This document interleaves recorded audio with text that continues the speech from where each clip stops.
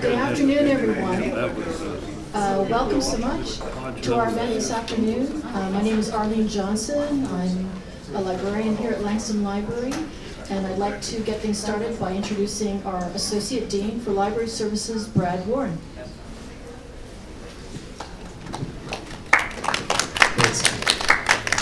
So thank you, and it is my distinct pleasure to welcome you to our celebration of Hispanic Heritage Month here at the UC Libraries.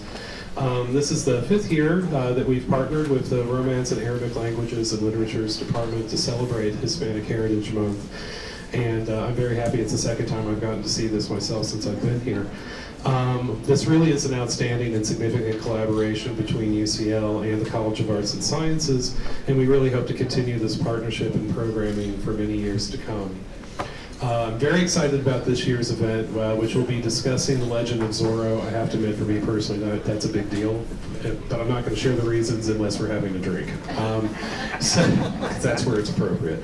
But before we get started, I want to thank all the members of the Planning Committee for their hard work to bring us this program today, from the Romance and Arabic Languages and Literature Department, Dr. Therese Migraine-George, and Dr. Mauricio Espinoza, who's also our featured speaker for the event.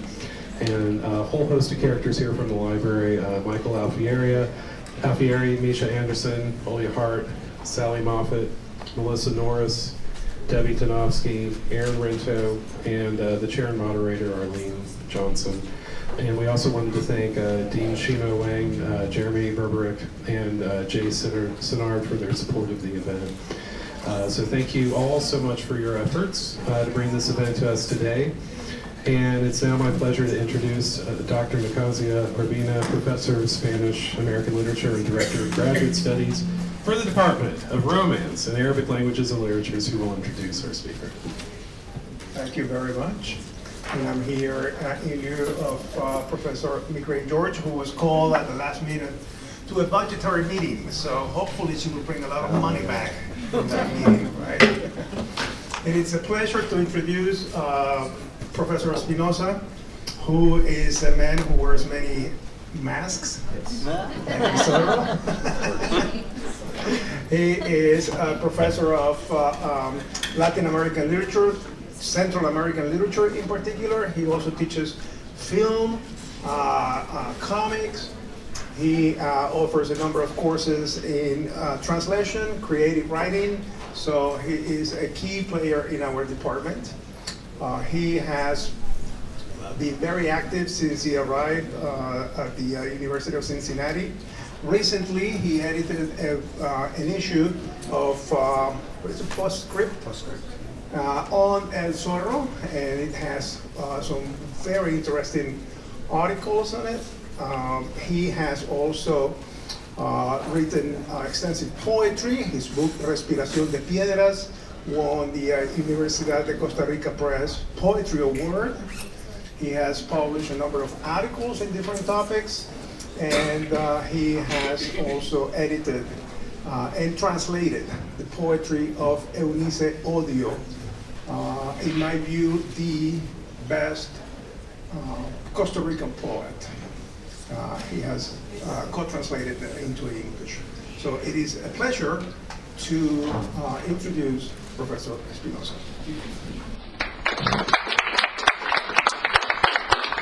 Thank you, Nicasio, and thank you to all of you who've come here. And for any of the students who are behind us or around us, bring your coffee. We have cookies. Not just cookies, but Z cookies with the mark of Zorro, and you can join us. We're talking about comics and films, so it's not boring stuff. So a little bit about this topic, aside from the fact that this is a centennial celebration of this pop culture character. I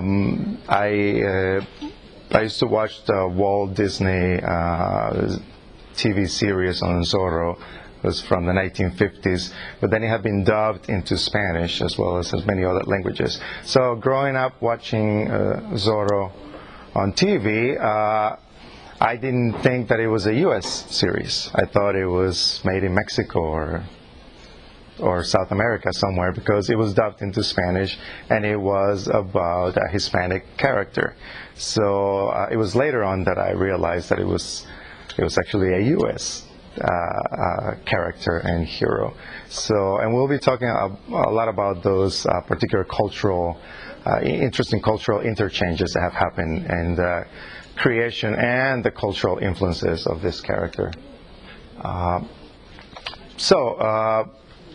And then when I got into my graduate work, I ended up writing a dissertation on the representation of Latino heroism in U.S. popular culture. So there is a whole chapter dedicated to Zorro and his many historical and mythical influences. So this year marks the 100th anniversary of the creation of this character, one of many heroes, superheroes, we can debate the term, in U.S. and global popular culture. But there's something in particular that sets him apart from the whole pantheon of our pop culture heroes that we'll be talking about. So the origins of Zorro. First of all, who is a Zorro fan aside from the associate dean? Okay. And if I ask you who is Zorro, what would you tell me? What's the first thing that comes into your mind? Antonio Banderas. Okay. All right. That's one. There are no wrong answers here. So, what else? What else did I hear? The gay blade. Okay, we'll talk about that too. Spanish pioneer. Spanish pioneer. That time, right? Anything else? Don Diego de la Vega. Okay. So he's all of that and more, right? But the creation of the character itself is kind of strange. He actually came out of the pulp fiction that was being written in the 1910s in the U.S. And the first story about Zorro came out in All Story Weekly, this periodical, written by one Johnston Macaulay. A pulp fiction writer, a U.S. pulp fiction writer that up until that point nobody really knew who he was. Okay, and even after he wrote the first Zorro story, The Curse of Capistrano, nobody really knew who he was. Okay, he was just trying to make money publishing adventure stories. But then something happened about a year later that would change his whole life as an author, that will make him a lot of money, and make it so that we are talking about him today. And that was Douglas Fairbanks. This is a foundational time for American cinema and for cinema everywhere. We're still in the silent era. And Fairbanks had heard about the Macaulay story and the character that he had created, this California aristocrat who has a dual identity. He's this rich, bratty, bookworm guy by day who is just allergic to any sort of physical activity, okay, let alone writing and fighting and all of that. But that later puts on a mask and goes out to defend the powerless in colonial California under the Spanish colonial rule at the time. And he thought it would make a great movie, right? So it's the swashbuckling type of story and film that is very popular at the time. And so Douglas Fairbanks changes the title. The Curse of Capistrano didn't say much, right, other than its California origin. And he changed it to the Mark of Zorro, one of the identifiers, right, in this story. The little thing that Zorro leaves on his enemies so that they know who he is and that they'll remember, and especially that others will know that if you're about doing evil things and exploiting people, that's going to be your destiny, right? You're marked as an evildoer that way. So Fairbanks produced the whole thing, acted, and created really the Zorro character. So it was Zorro came to us through pulp literature, but really it was Fairbanks in this 1920 movie, less than a year after the character was created, who really made it into a phenomenon, and it became known to audiences in the U.S. and anywhere that the movie was seen. And there is Zorro with his arch nemesis there, and his arch nemesis will change from time to time, iteration to iteration, right? And before I do that, I'm going to show you a little bit from that first film, just the beginning, couple of minutes from the film, to see how what Zorro's first visual incarnation looks like, and not sounds like, because it's silent film, so we don't get to hear Zorro, but we'll do that.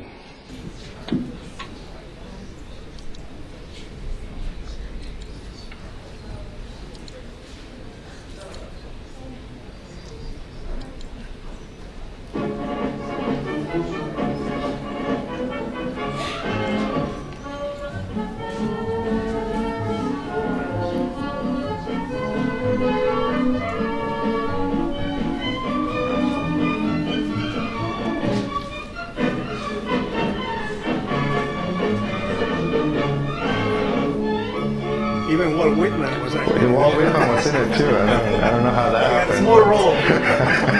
Cameo appearance.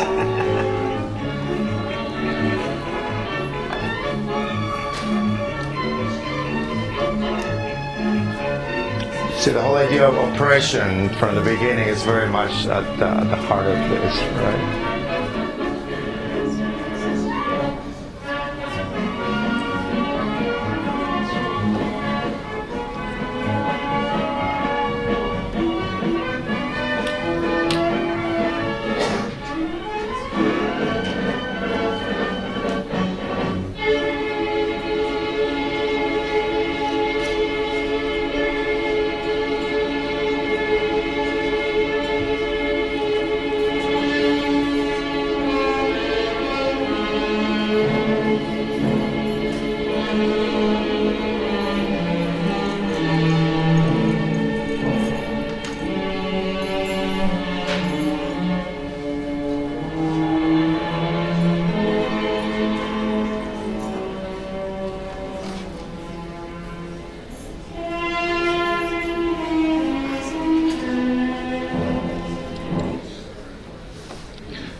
So we can see how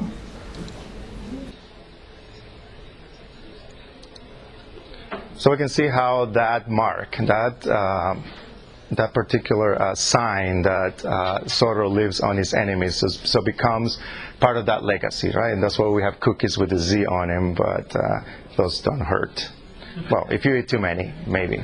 So the legend, the cinematic legend, begins with that movie, and then Fairbanks will go on to make a few more movies. At this point, Macaulay realizes, like, he's hit the jackpot, and Fairbanks actually asked him to write more stories so he can make sequels, right?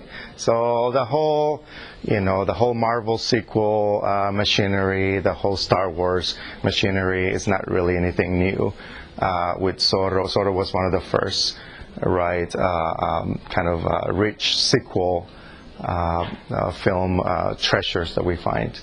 And so they make a few based on the new books that Macaulay is cranking out to write. He wrote more than 50 stories up until in the 1950s, right? So he made his living from Zorro, right? And then every time there was a movie, and there were dozens and dozens over the next few decades, he was obviously making some money out of this.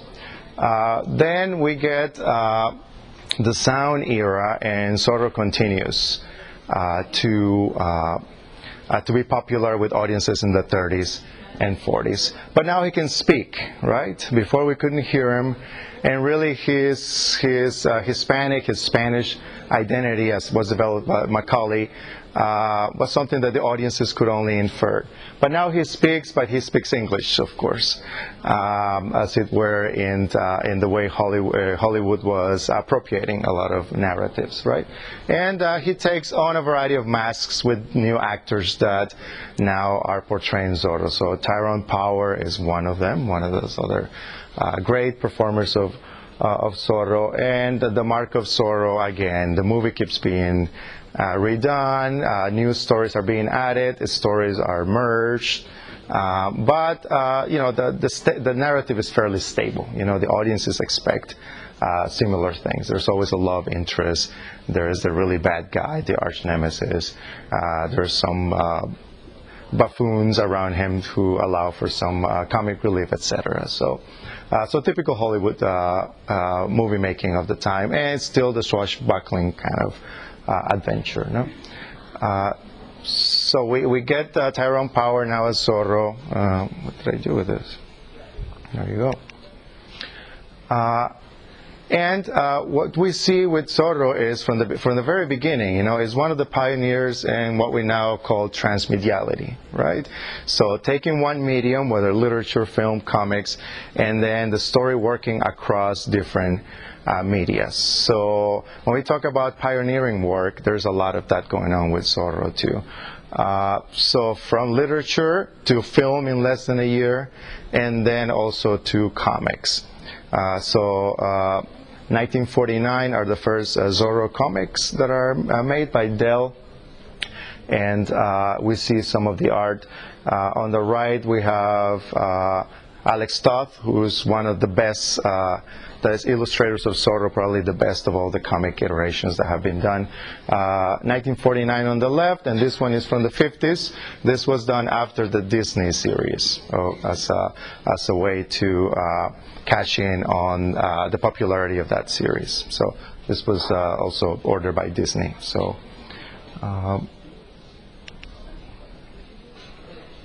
Of course, in 1957, Disney enters the game and takes over Zorro, just like it's taken over pretty much everything in the last few years. So the series, the TV series lasts 3 years, and now we have Guy Williams portraying the hero. And this is the one that most audiences will recognize because of his popularity in the U.S., but also throughout Latin America and other parts of the world. And we see obviously the two identities right there. The mild manner, not journalist, but aristocrat by day, and then the dashing hero by night. The swashbuckling kind of stories then turn into westerns as the western becomes more popular, and then Zorro is now a western hero. So there's also that evolution that we start to see with the Disney series, right, where he is a western hero.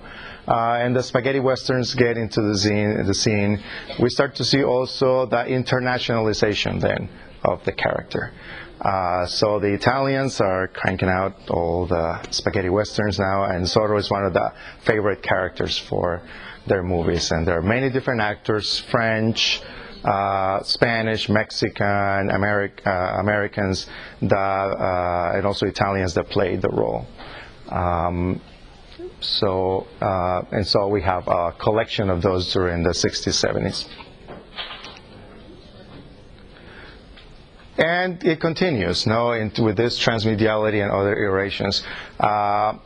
After, let's say, the 70s, 80s, the whole Zorro craze kind of dies down, but then it's revived again in the late 90s.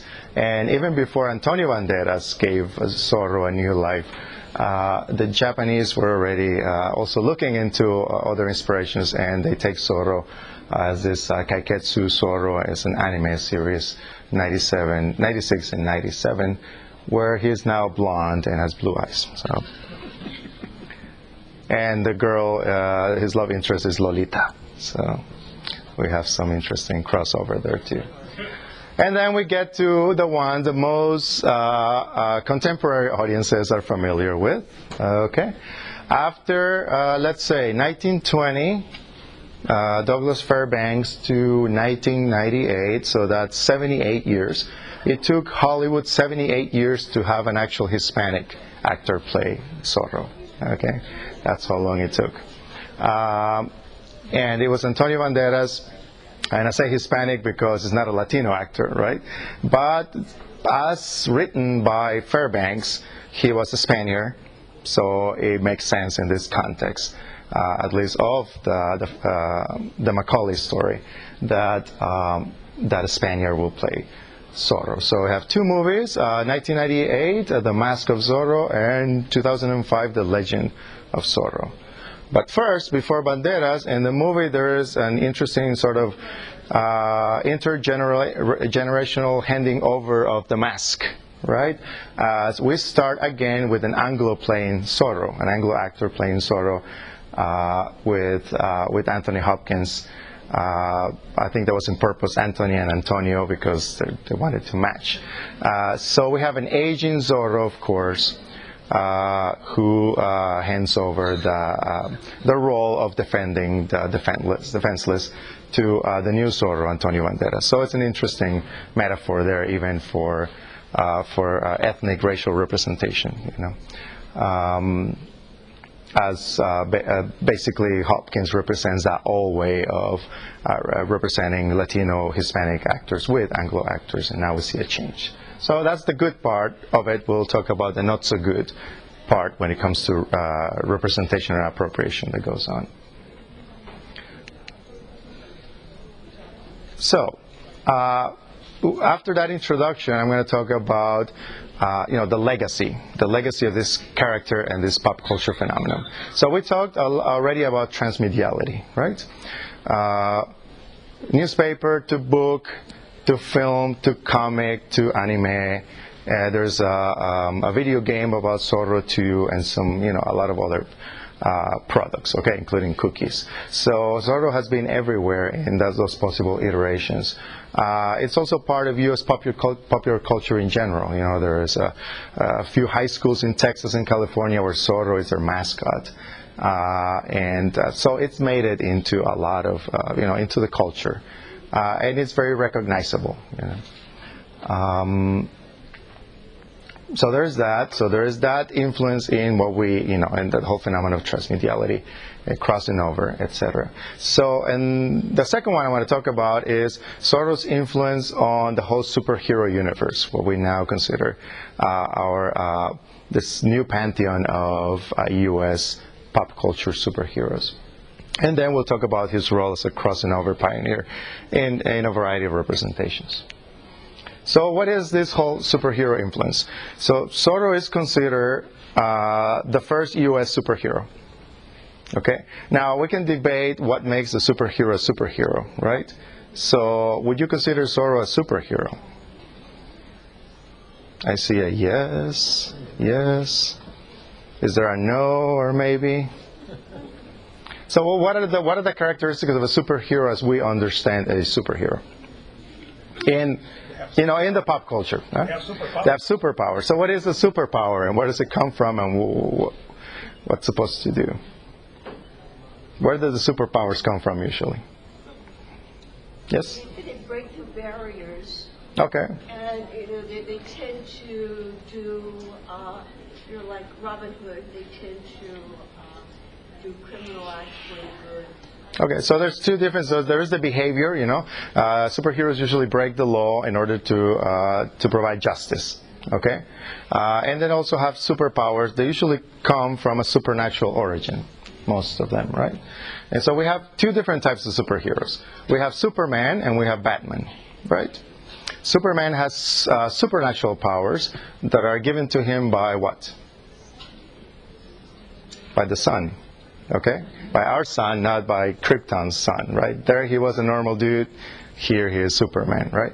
But there's a supernatural and alien source right there that gives him powers. Batman does not have supernatural powers, right? What does he have? That's a money. Well, something else. Money and what? And a lot of emotional issues, yeah, that too. But he's got, through the money, he's got the resources to invest in gadgets, knowledge, all sorts of gadgets, and he also the training. Okay, so he trains his body to be able to do a lot of things. So he has the agility and the strength also. Okay. Which Captain America needs the suit, right? Because he doesn't, he lacks that. But we can see Ben Affleck in the movies like working out like crazy all day, right? So there is that part as well. So we have basically two types of superheroes. For some, their powers come from supernatural sources or industrial accidents, or you get really angry and become the Hulk, right? And then for some like Batman, the powers come more from being able to afford the gadgets and also being smart and knowing how to fight. Okay, and so we see influences for both types of superheroes here. So as Zorro becomes this phenomenon in the 20s and the 30s, and it's all over the movies, he's influencing those who created the comic superheroes that were created in the late 1930s. So first we have June 1938, the first #1 Action Comics. Later became what? Action Comics becomes DC, right? Detective Comics from Action Comics. Right there. So same thing. And we have Superman, 1938, okay?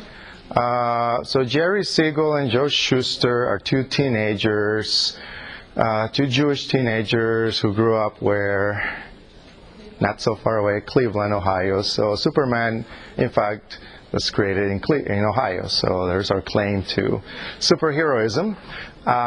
They're 16, 17. One of them is the writer, one of them is the illustrator, and then come up with the idea of Superman, who's basically a Jewish immigrant who comes to the U.S., escaping destruction of his land, and is adopted, becomes assimilated, but then he has the power of that Hebrew letter on his chest that gives him all of that. So, and that's a whole other discussion, right? But we can see in Superman the influences of Zorro already. There's the secret identity, of course. Okay, doesn't wear a mask, but has a secret identity. Mild-mannered journalist by day, and then later on, whenever it's needed, he wears the cape just like Zorro. He has the boots, the underwear over the pants. That doesn't come from Zorro, that comes from the strong man of the circus, because there are many influences, of course. But we see the whole idea of the secret identity and some of the looks already there. That basic thing of the superheroes, that you must have a secret identity always. You are two in one, okay? And the two identities usually contradict each other, and they're really difficult for dating, as Superman and Lois Lane, would tell us. It's kind of a mess. And then we have Batman, okay? And the influence is more clear on Batman, okay, as we will see in a moment. That's 1939. So I'll just throw that out there visually, because it's probably no coincidence that the Z and the S, that is not really an S, as we know, may be another influence right there. And here we see it more clear with Batman. Batman is directly and documented that it was based and inspired by Zorro. So we have the creation of the superhero of comics as being completely influenced by Zorro. We see in the visuals, right, the cape, the boots, the mask. Now Batman does have a mask, and representing two different animals, okay, it's the fox and the bat. And the whole idea of the Dark Knight definitely comes from the black outfit of Zorro, and the idea of having to go out at night to carry out his justice doing. Now, there's also a direct influence in the origin story of Batman, okay? So, that fateful night when little Bruce Wayne goes to the movies with his parents who are about to be killed, they go to watch The Mark of Zorro. Okay, so Bob Kane and some of the other developers of Batman have talked about how they were influenced by Zorro. And also Bruce Wayne in the stories and in the continuity that is given to the story, he talks about how Zorro was his favorite hero and he learned a lot from it. But you can see in the marquee there how is the Tyrone Power, so from the 1939 or so, they go to watch that movie. And here we also see it when they are attacked and his parents killed, and then his need for revenge then arises from that episode. So Zorro is right there in the origin story, and then also in the visual representation of the character, the double identity. Most important, Bruce Wayne, just like Diego de la Vega, is a rich guy. Okay, aristocrat, now a rich guy. They have a lot of money and resources, and they have to protect that identity as Bruce Wayne or Diego de la Vega in high society, right? And then that allows him later on at night to put on the mask, to become this animal, okay, a bat, a fox, and then to do what they do, to fight power, oppression, and try to bring about some vigilante justice. Okay.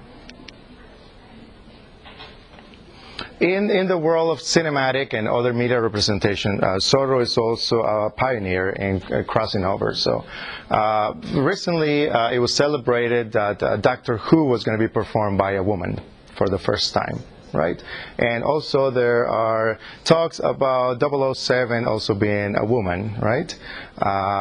So we're talking about how, changing some of those representations, whether it's a racial representation, either a black 007 or a female 007, etc.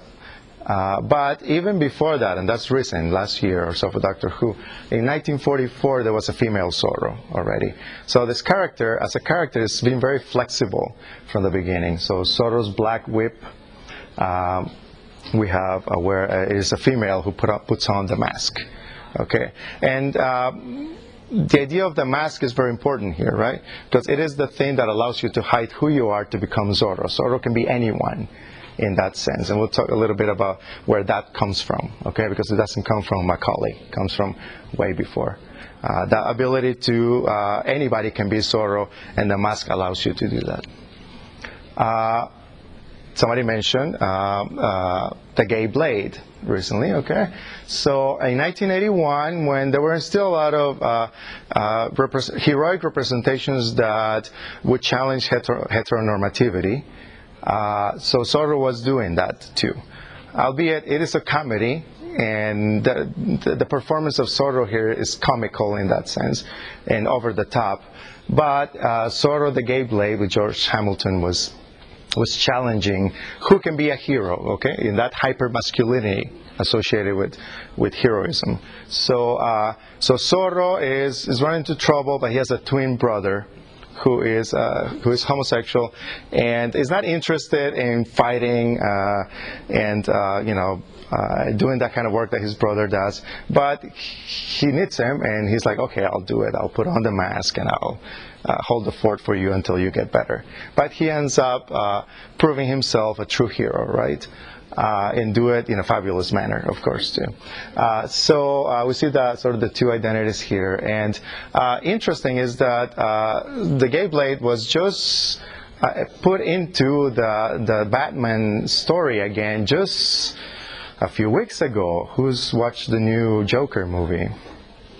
Anybody? Okay, so I haven't either, so no spoilers here. But that's what research gets you. You find out things. So in the Joker movie, okay, which is an origin story of the Joker, there's a moment when he walks by the movies and there's a marquee. Okay, that's how the fans know when the movie was set. It was set in 1981. Okay, that's so it seems, because the movie marquee says Zorro the Gay Blade. That was the movie that was playing. So there's two things happening there. There is telling us when this happened, of course, and also, again, the whole idea, the origin story of Batman right there as that fateful night when Batman, that little Bruce Wayne, decides that he's going to do whatever he needs to become a hero, right? So that's put in there, but now it's not the mark of Zorro, it's Zorro the Gay Blade. So there's also an interesting cultural intervention. 38 years later from when this movie played to a very different time, in representations of sexuality and gender, right? That is there, and again connects Zorro with Batman right now, just a few weeks ago in 2019. Of course, Quentin Tarantino had to be in the picture, and he also created his character Django, right? And there is a comic book where Django and Zorro do a crossover, and it's paying tribute again to his pioneering ways in transmediality and sort of breaking gender and other barriers. So they fight together because they do have a very similar backstory that we'll find out in a moment. Okay, the last part of the presentation has to do with the deeper roots of Zorro, and really talking about the Hispanic and Latino identity and questioning who Zorro is. Because the Zorro that we've been talking about so far is not who he really is or where he comes from, okay? Beyond the 1919 Macaulay story. Anybody recognize this character, just to begin with? Okay, and that's why he's buried behind the whole Zorro story. Okay, I'm going to use this quote from an article by John J. Valadez that talks about the transformation of Zorro to explain, the rest of this presentation. So, within a span of a century, California's first mythic hero had taken a remarkable journey. He had gone from Mexican to Spaniard to Anglo to Bruce Wayne. And where does the Mexican come from? And here is where sort of the origin of Zorro's challenge in this.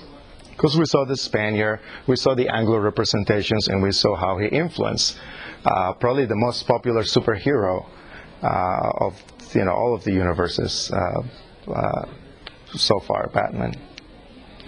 And it is this guy named Joaquin Murrieta, right? Joaquin Murrieta is acknowledged as the main influence, not the only influence behind the creation of the Zorro character, but the main and clearest influence. And Murrieta was an outlaw, became an outlaw during the 1850s in California during the gold rush. So what was happening around that time? What happened in 1848 in what's now the U.S. Southwest?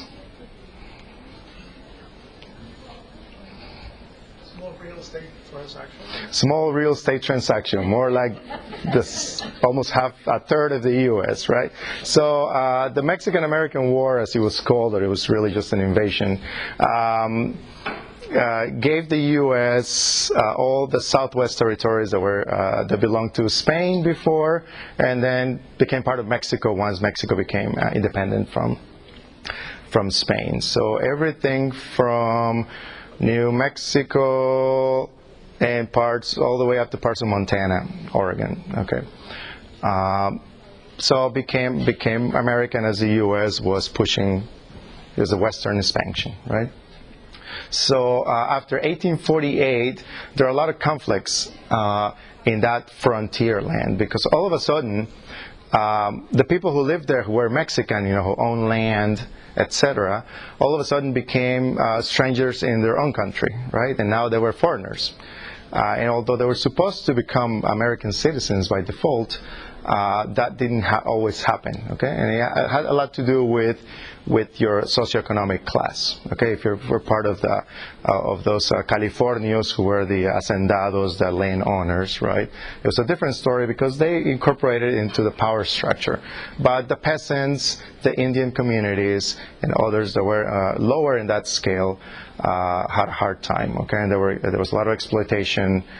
They became a forced labor in many occasions. So it was a difficult time of transition for the Mexicans that were now Mexican Americans, right? And who many of them were dispossessed of the land, especially as the gold rush pushes on, and there is this greed also for lands that had gold and for ranches, etc. So Joaquin Murrieta is a mytho-historical figure. Nobody's quite sure whether he actually existed or it was just an amalgamation of different people, right? But he became the symbol of resistance of Mexican Americans to Anglo oppression and expansion at the time. So the backstory is that just like Django and just like Batman in a way, well, in the case of Murrieta, his wife was raped and killed by miners who wanted to take the claim that he had made of gold, okay? And then he vows revenge, not just on the ones who raped and killed his wife, who he eventually finds and kills, but anybody that looked like them, and that implied all Anglo-Americans, okay, were now his enemies. And there's variations of the story, but he becomes the symbol of resistance. And there's a whole army that gathers at some point, and there are several revolts that are led by this supposed Joaquin Murrieta, to take over California again from the Anglos. Eventually he is killed, okay, there is rewards out for his head, and then the head of Joaquin Murrieta becomes this emblematic symbol in the history of California. Supposedly it's still around somewhere. It's been in several movies. There's a jar with his head that then was shown. It wasn't really him, but there was a big reward for it. So Captain Harrison Love of the Texas Rangers, who was hired to hunt him, appears in the story. Supposedly, he captured him. So he was exhibited, the head of the renowned bandit Joaquin, to be exhibited as the Stockton House, August 19, 1853. Okay, he was hunted for several years, supposedly killed then, but nobody really knows. So it becomes a legend of resistance. So why is this important? There are two versions of the Murrieta story. Okay, and they both feed into the Zorro character. One is that he was a peasant from Sonora in Mexico, right? And he was trying to make it rich with his wife, and then he runs into that tragedy, and then he becomes this popular rebel. Okay. The other one is that he was a wealthy landowner in California, and because he was of Latino extraction, his land was taken. Okay, so the two stories fuse, and we can see how then Macaulay will take both aspects of the story, right, to create the Zorro character. One is the character that fights against oppression, okay, just like Murrieta as a rebel, as a bandido, right, as a bandit. And the other one is his aristocratic background. So Macaulay thinks that will work better for the character, the fact that he's got those two identities. He's rich, he comes from this educated background, just like one version of the Murrieta story. But then when he puts on the mask, then he's the bandit, just like the peasant. Murrieta, and he's skilled with the sword, and he's a good sword, a rider, and all of that. So he merges both of the stories into the character.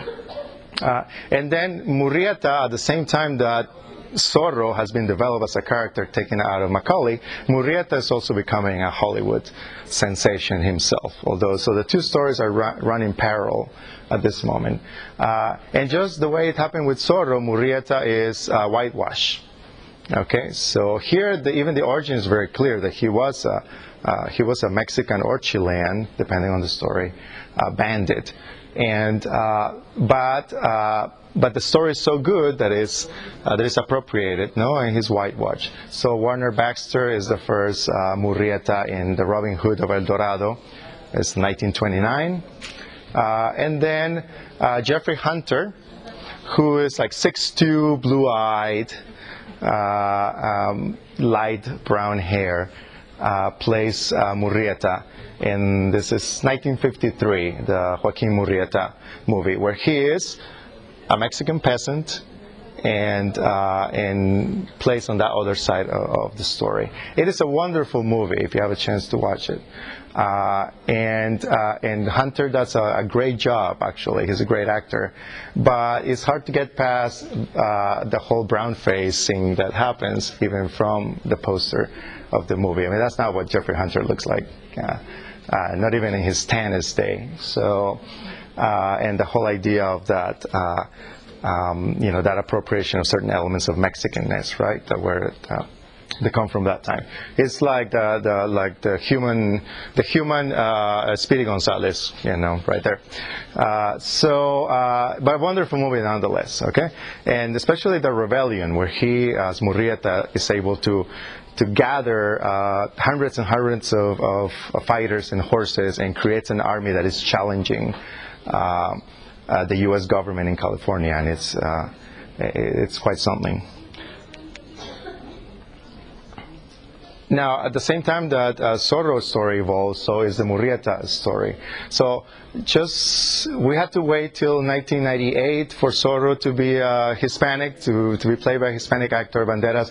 We didn't have to wait that long for Murrieta to be played by, in this case, a Mexican-American actor, and it was Ricardo Montalban who played him first. This is from 1964 or so.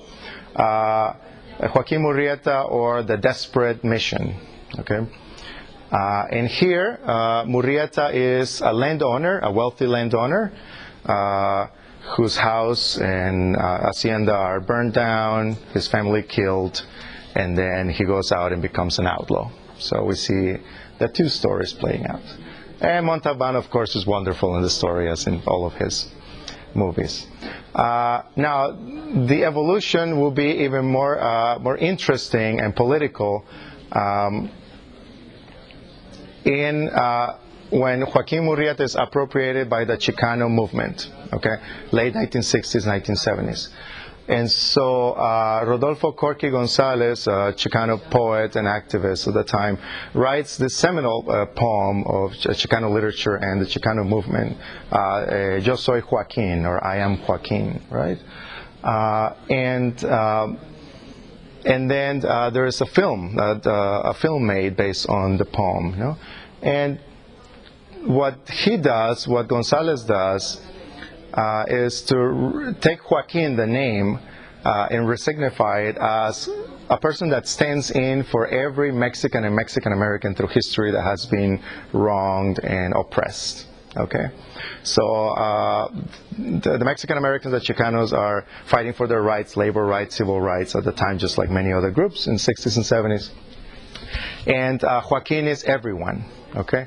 From the Aztecs, who were exploited by the Spaniards, all the way down through history to Mexican-Americans in Chicago or New York or anywhere in the U.S.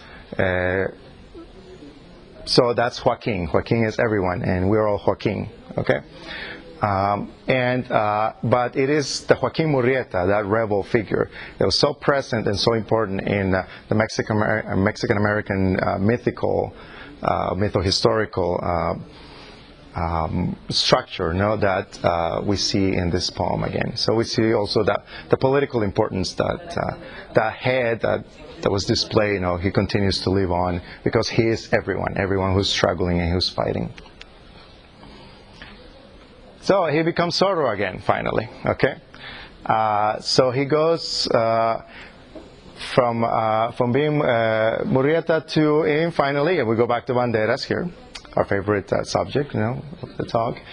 In 1990, and in that movie, okay, in The Mask of Zorro, for the first time we have the two stories becoming one, okay, the Murrieta story and the Zorro story. And here we have from the movie, a wanted poster that resembles that of Joaquin Murrieta in the 1850s in California. So the two brothers here, Joaquin and Alejandro, now he has a brother, are 200 gold pesos a piece, dead or alive. Okay. And here they are, okay? So, an unrecognizable Antonio Banderas, and then as Alejandro Murrieta and Joaquin Murrieta, his older brother. So in the movie, Joaquin is killed by Captain Love, and Alejandro survives. Alejandro is the lesser of the two. He's not a good fighter. He's not disciplined, etc. But then eventually he meets Zorro, okay? The Hopkins Zorro, who's looking for revenge, lost his daughter, and he trains Alejandro Murrieta to become the new Zorro because he's younger and he can get the job done. And so Murrieta somehow, not Joaquin but Alejandro, but same blood, Murrieta finally gets his due in his influence in Zorro and becomes Zorro, some 70-some years later after the Macaulay story, although he had always been Zorro since the 1850s, right? And so sort of, right? Because to become Zorro, he had to give something up, okay?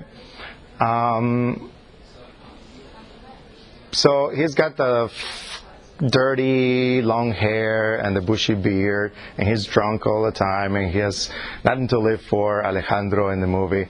And then he meets the old Zorro, and he basically has to get rid of all his recalcitrant and undisciplined characteristics, because to be Zorro you have to be very disciplined and you have to know what you're doing, right? And you have to look the part of an aristocrat. So the rebel, sort of peasant Murrieta is now in the movie domesticated, tamed to be a proper Zorro. And he's even, in the second movie, after the old Zorro dies, Alejandro marries Zorro's daughter and becomes part of the family. He's now rich because he inherits everything from De La Vega, right? And he even changes his name. He's not Alejandro Murrieta anymore in the second movie. He is now Alejandro de la Vega. Alejandro de la Vega is Diego's father in the Macaulay story. So, he goes from that to looking like that, which is what everybody wants to see in the movie, right? So there is that. So there's like a big leap in representation, right, of acknowledging Murrieta, the Mexican origin of Zorro, right?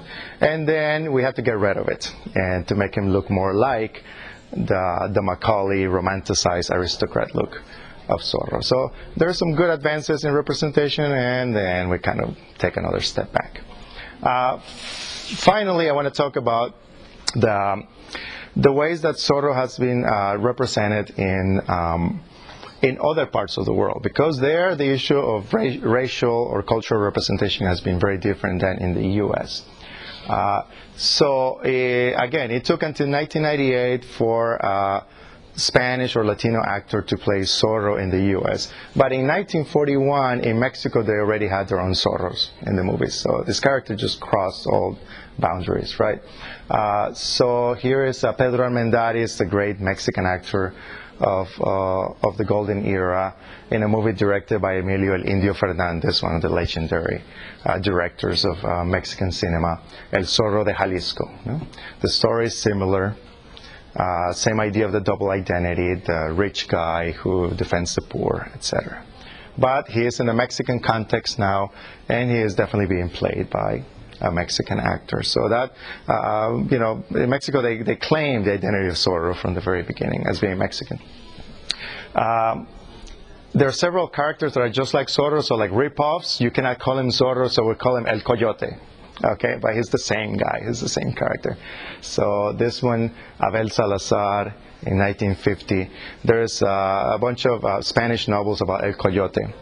And then there are several movies based on the character.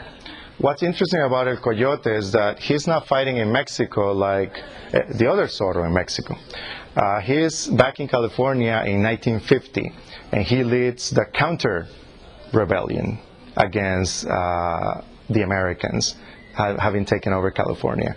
So he's very much underground, fighting against the U.S. takeover of California. So it's actually quite a very interesting narrative there.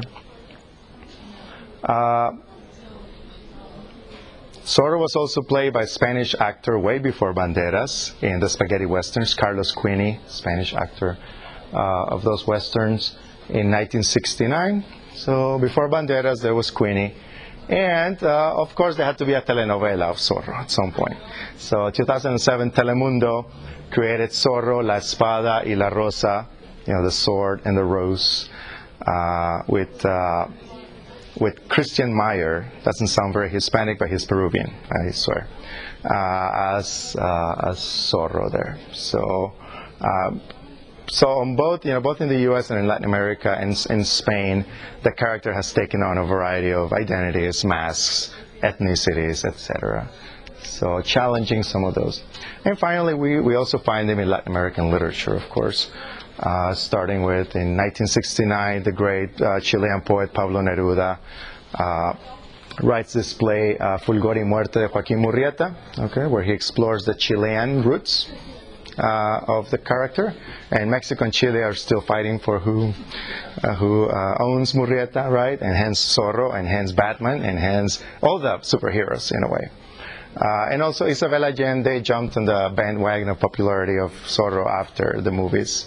And in 2005 she wrote El Zorro comienza la leyenda, in which she rewrites the legend of Zorro as being somebody who was of Spanish and Native American descent. The mom was Native American, the dad was a Spanish aristocrat. So he's a mestizo, gives him a completely new, a more decolonial identity, I guess. And do we have more Zorro in the future? Well, we'll see. There was a 2006 TV animation series called Zorro Generation Z, which envisions Zorro in a futuristic setting where he has now a badass bike instead of his horse. I like the horse better, but and it's like all sort of lightsaber whips. So, and there's supposed to be a movie in the making, but I've been hearing that for the last 4 years and nothing has happened. The new Zorro, again in a futuristic kind of a post-apocalyptic setting, because everything is post-apocalyptic now, although we're living it. But and the new Zorro is supposed to be, who's this guy? Yes? No?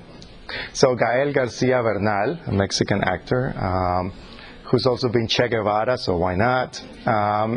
So he's supposed to be the new Zorro, and the movie is called Z only. It's supposed to be directed by Jonás Cuarón, who's the son of Alfonso Cuarón, the great Mexican director. So we will see if that's going to happen. But at this point, if you have any questions or comments, I'll take them, and I appreciate your attention and your being here. Thank you.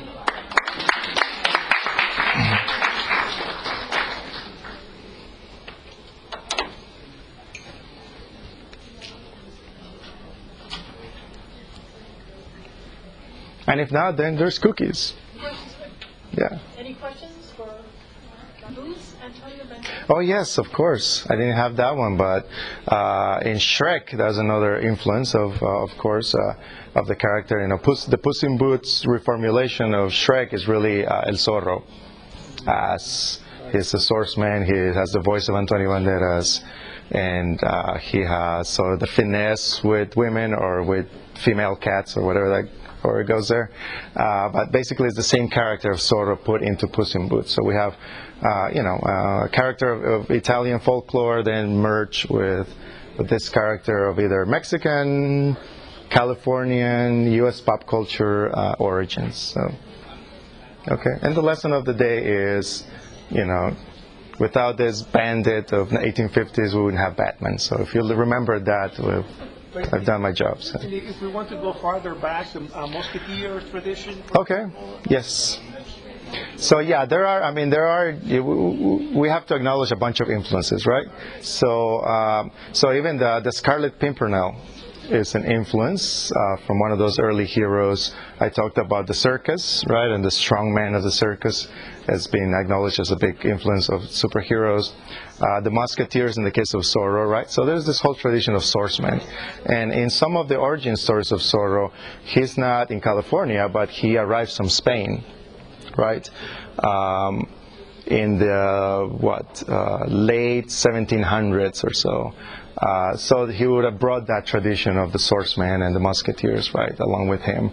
And the spirit of the French Revolution, of course, which happens in Scarlet Pimpernel, except that he's helping the royals not to get their heads chopped instead of, fighting for the people. But and even further, we can talk about the Mesoamerican influence in all of these characters to really push it along. So the idea, and also Mesoamerican, but also Native American in the U.S. and Canada, right? So the idea of having an animal spirit or an animal identity, right? That we see in Zorro and Batman. The bat and the fox are not just accidental things of their identity. I mean, they take on the characteristics of those animals, just like the totem in Native American, spirituality, and the Nahual of Mesoamerican tradition, which is something similar. That's your guiding animal spirit, and if you channel it, you can become that animal. So that's what they do when they put on the mask and create that identity. He does become the fox, agile, smart, etc. Batman becomes the bat that can go at night, and do what bats do at night, which is, they can see very well, and they can fly, and they can catch mosquitoes, or, which are the bad guys, of course. So, so that even that you have all of those traditions really playing, but it's just important to acknowledge in the case of Batman and some of the other superheroes that there is a Hispanic, clear Hispanic Latino direct influence in their formation, right? So, which gets lost in the the whitewashing, obviously, that's going on in Hollywood for such a long time. Yeah. All right. Well, thank you. Thank you again.